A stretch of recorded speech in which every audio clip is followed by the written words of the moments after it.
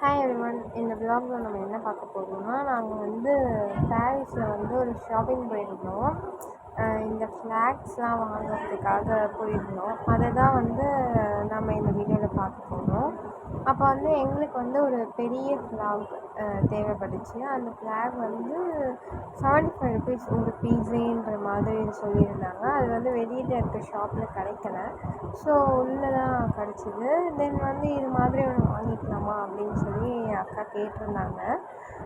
அது வந்து நாங்கள் கேட்டுட்டு என்ன ப்ரைஸு என்ன இது சொல்கிறாங்க அப்படின்னு சொல்லி நாங்கள் வந்து ஃப்ளாக் தென் வந்து என்னென்ன எங்களுக்கு தேவையோ அதெல்லாம் வந்து நாங்கள் வந்து வாங்கியிருந்தோம்.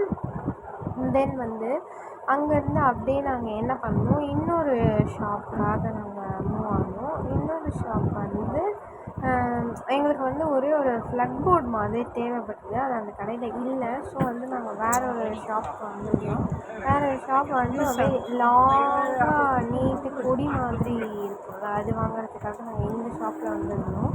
அந்த ஷாப்பை விட இந்த ஷாப்பில் ரேட் கம்பேர் பண்ணும்போது கொஞ்சம் லோவாக இருந்தது. தென் வந்து நாங்கள் ஷால் வாங்குறதுக்காக வந்துட்டோம். அப்போ பெருமையுடன் காட்டுறீங்களே. அவங்க வந்து எனக்கு காட்டிகிட்டு இருந்தாங்க சால்வியோட என்னென்ன வாங்கியிருந்தோம் அப்படின்னு சொல்லிட்டு. இந்த கடையும் வந்து ரொம்ப ஒருத்தர் மேலே தான் இருந்துச்சு. ஓட்டு சேகரிக்கிறீங்களா? தென் வந்து நாங்கள் எங்களுக்குள்ளேயே கொஞ்சம் ஃபன் பண்ணிக்கிட்டோம்.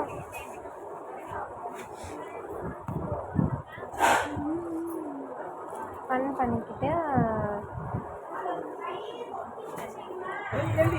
என்ன பண்ண போறீங்க? நான் சும்மா ரோட தாக்கா எடுக்கிறேன். ஓ உங்களை ஆஹா சரி விடுங்க. உங்களை பெருமைப்படுத்தி நான் போடுறேன்.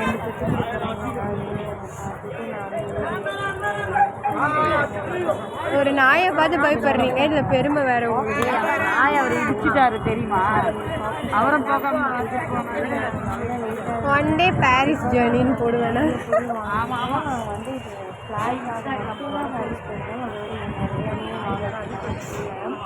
இது ஒரு கடி ஒரு புடி அப்படின்றது தான் எனக்கு இருக்கதே. ஏதோ ஒரு கடி ஏதோ ஒரு இதுதான் வரோம். எங்க பஸ் ஸ்டாண்ட் அந்த பக்கம் இருக்குங்க. நீங்க எங்கங்க திருப்பி தொடங்கின இடத்துக்கே போறீங்க? எங்க அப்படிங்களா? நாங்கள் டயர்ட் ஆகிற வரைக்கும் எங்க நடந்துன்னு இருக்கீங்க? 2 பேக் தூக்கின்னு அப்புறம் நம்ம பஸ் ஏறிடலாம் அப்படின்றது. ஓ இங்கே தான் லவ் ஸ்டோரி பார்த்து போயிட்டு இந்த வெயிட்டுக்கு வச்சாமல் நிம்மதியாக இருக்கும் அப்படின்னு உள்ள இடம் தருவோம்.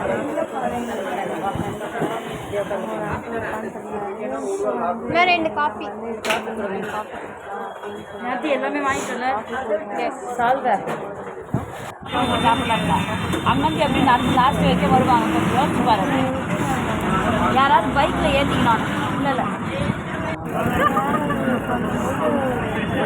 ஆனால் நான் தான் யூடியூபர் ஆகிட்டோன்னா இதெல்லாம் வந்து இப்போ வடை சமோசாலாம் தராங்கக்கா. ரொம்ப நல்லா இருந்தது. ஸோ அது ஒரு வீடியோ. தென் அங்கேருந்து நான் வரும்போது வந்து